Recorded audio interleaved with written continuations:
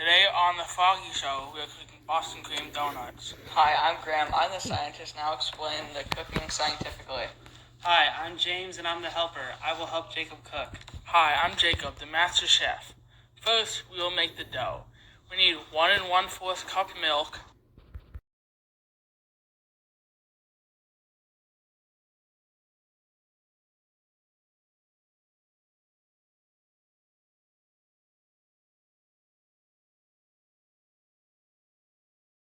2 1/4 teaspoons of yeast, 2 eggs, 1 stick of butter, 1/4 cup sugar,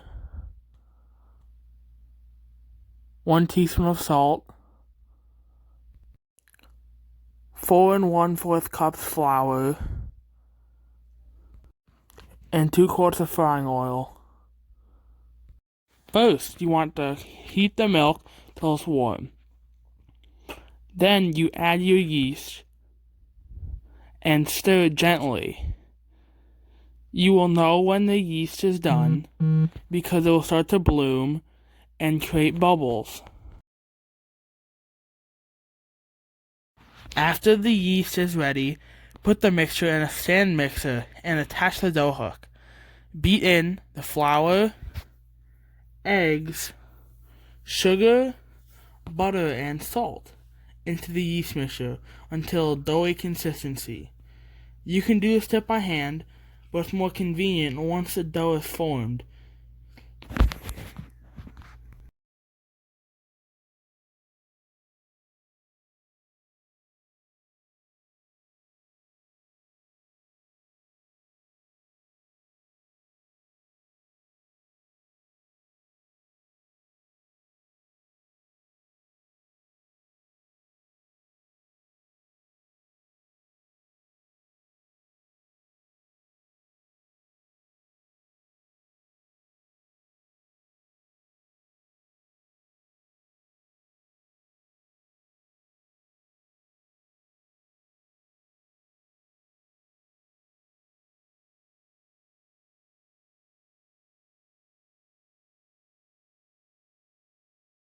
Once the dough is formed, you need to knead the dough for 10 minutes, but the more you do it, the better. Then, put the dough in an oiled bowl and cover with a towel or cling wrap for an hour or until it doubled in size. But the more you let it rest, the better. We use yeast is so the dough rises. The reason the dough rises is because the yeast becomes alive with warm water or milk, eats the sugar, and the byproduct of the yeast eating the sugar is the yeast releasing CO2 gases, filling the dough with CO2 gas, creating bubbles, and making the dough rise. When we were practicing our donuts, we put the butter into the microwave on accident and it exploded. Our scientists will explain the science behind butter.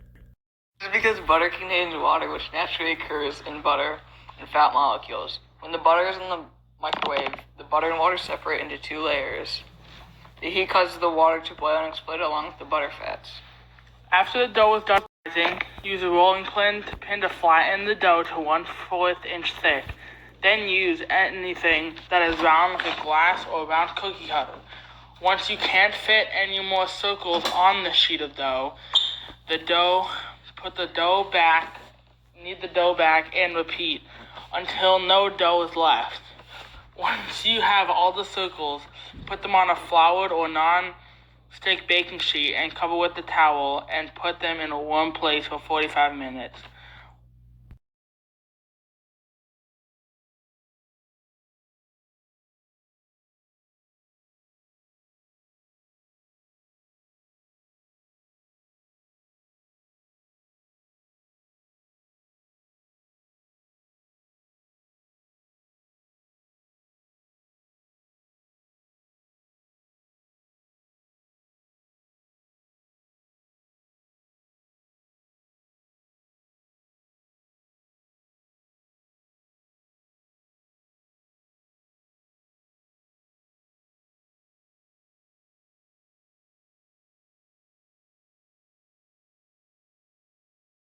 Oil in a fryer, Dutch oven, or heavy bottom pot, and heat oil to 375.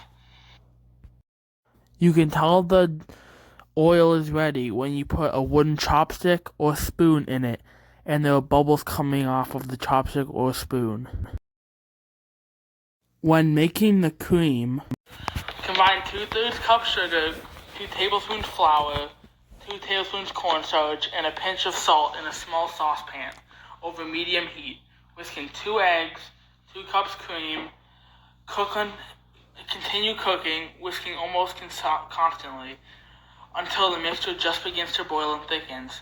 About 10 minutes. Adjust the heat so the mixture bubbles gently. Cook until it coats the back of the spoon. When you draw your finger through the coating, the result line should hold its shape. Stir in 2 tablespoons softened, unsoftened butter and 2 teaspoons vanilla. Strain through a fine mesh sieve and cool to room temperature before using. When you whisk cream, you work in the air, so the cream becomes lighter and frothier because of the tiny air bubbles in the cream. On a more scientific level, the fat molecules line up around the air bubbles, creating air bubbles that become more stable. When the bubbles stick together, making the cream thicker and lighter.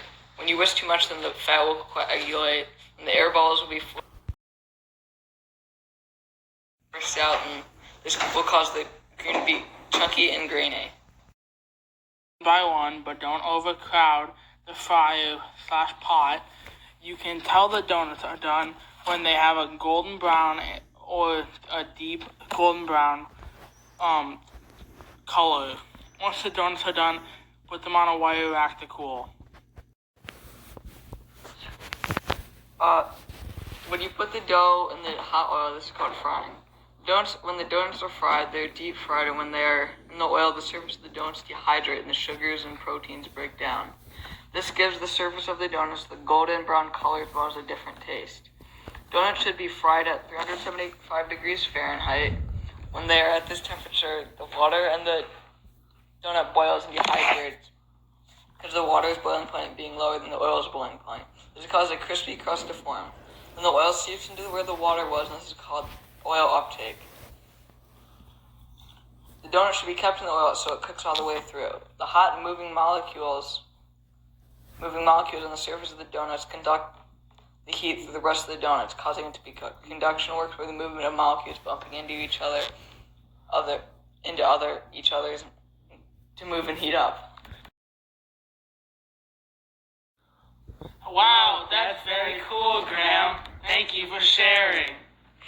When making the glaze, combine 1 3/4 cup powdered sugar, 1/4 cup unsweetened cocoa powder, 1/4 cup milk, and 1 teaspoon vanilla until smooth. Dip the tops of the donuts in the glaze and let it harden on a rack.